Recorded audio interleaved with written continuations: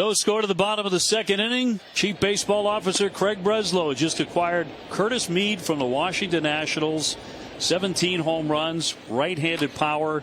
Great to have you. Can we talk about that? Dive in what you loved about this guy.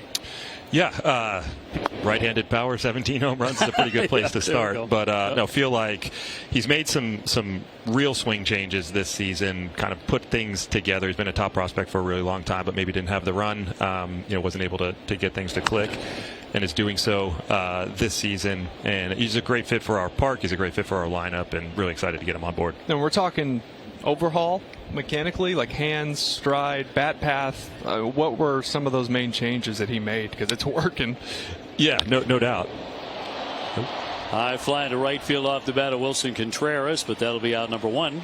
Yeah, so I think it starts with the setup. He's lowered his hands, made some changes to the bat path, the way the bat comes through the zone, hitting the ball a little bit further out in front, getting the ball in the air, pulling it, all things that make a ton of sense for a right-handed hitter here. Yeah, and approach-wise, he's kind of always had a good approach, right? There's never been a ton of swing and miss. He puts the ball in play, not a lot of whiff. He takes his walks, which obviously plays in well with this lineup too, just kind of keeping the line moving. No doubt, 350 on base. With some slug, and guys that both hit for power and don't chase are pretty rare. So, like I said, we're excited.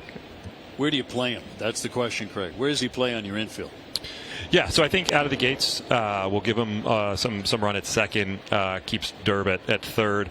But Trace talked to Derb last night. I followed up with him this morning. He'll do whatever is best for the team. Talked to Curtis last night, same response. Talked to Siegler, same response. So really cool team environment here. Of course, you got an elite third baseman. Yeah. Defensive end, he's obviously hitting the cover off the ball lately.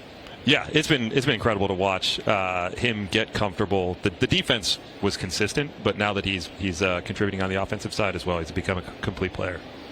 How tough is it getting rid of a guy like Connelly Early? Obviously, you know what he means inside the clubhouse, the work ethic, the human being he is, but also just the ceiling there, right? Because you guys love him. We all love him. So I don't know, sometimes you got to get uncomfortable to make your team better, and this is one of those cases. Yeah, I said it this morning. There aren't a lot of comfortable trades that happen at this time of year, but Connelly especially, just a great kid, incredible work ethic, incredibly respected in the clubhouse, and a great pitcher. But we've had some other guys step up, whether it's Peyton Tolley or Jake Bennett, sure. and we were able to make a baseball trade, right? Move from an area of depth for us into an area of need. Was there, there was some regression there with Connelly this year? Obviously, he came out of the gates really hot last year and put up some really good numbers. The walk rate, the in zone swing and miss, and saw a little bit of regression this year. I don't know if some of that towards the end of it played into with his elbow or whatever. Is that part of this too? We're just seeing a little regression with him. Well, I think pitching performance is pretty volatile, sure. Especially for a younger guy who's still trying to establish himself. But we think Connelly's going to be a very good major league starting pitcher for a really long time. But again, you have to give up something in order to get a meaningful addition, and we felt like right now this was a path to improving the team. What was going through your mind during 15 consecutive wins? I tried to stay as mindless as possible and stay out of the way. I felt like the contribution I could make during that 15-game run was to stay out of the way. It was just incredible. And it started before that, of course, with the sweep of the Yankees, and has continued here on this homestand. But I've never seen anything like that. Were you ever part of anything like that as a player? So I was actually called up like 2/3 of the way through Cleveland's 22-game winning streak. Yep. And I'd love to say that I made a significant contribution to that streak. I didn't. I actually remember Chris Antonetti was the president of baseball ops there. I got called up somewhere around win like 19 or so. Maybe it was even a little bit early, and probably a week into my being there, he asked how I was doing. I was like, Chris, we haven't lost since I got here. I just want to make sure I point that out. Get out. Little looper, and Vladdy tries to make the play, can't. So that's going to be a base hit for Romy Gonzalez. He's on with 2 down. Do you feel confident that another deal at the trade line, Craig, is in the offing for you? If I've learned anything approaching my third deadline, it's to never feel like you can predict what's going to happen over the next week. we're gonna explore every opportunity that we can. This came together, I think, on a relatively early compared to where deals typically do. But I don't want to discount the importance of getting Curtis in the lineup for the next week or so. Sure. Also, I mean, there's still a lot of teams over this next week don't really know which direction they're going. There's still games to be played, a couple series to be played for those teams to even get to that point. So, yeah, to your point, you get an extra 7-8 games with that power.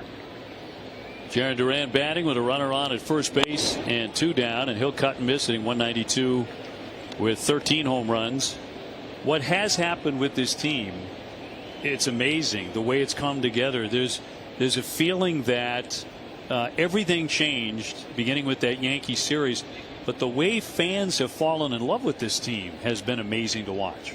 We've been able to see the identity come through, and these guys show up. They compete for each other. They compete for the fans. Trace has done an incredible job in bringing them together, and they believe in each other. There's a ton of confidence in the clubhouse, and I think the players feel like they're supported. They're surrounded by people who believe in them. Can you get Roman Anthony back? Are you confident you'll see him back this year? I hope so. He's working his tail off to try to get back. He sees what's happening. He wants to be a part of it, and he's pushing himself every day. Yeah, you think to yourself, a bat like that, a guy like that in the lineup did not swing here. Adding to what's already here gets even more exciting. Absolutely. We've missed Roman significantly. But we saw what it means when he's in the lineup. When he came up last year, I mean, he completely transformed our offense, and that's the type of presence he's capable of providing, and we need to get it back. 1 on and 2 out, and the 2-2 from Gausman, as he will toss over, and diving back in, Romy Gonzalez. The most fun part of all of this for you, this incredible turnaround, what's the one thing you point to and go, man, that was it?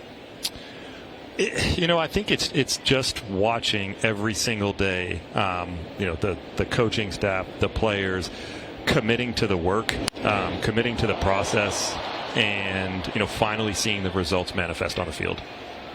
That has been the truth. Craig, thank you very much. We will talk to you again very soon, but thanks for dropping by. Always a pleasure. My pleasure. Thanks, guys. Craig Breslow with us in the booth.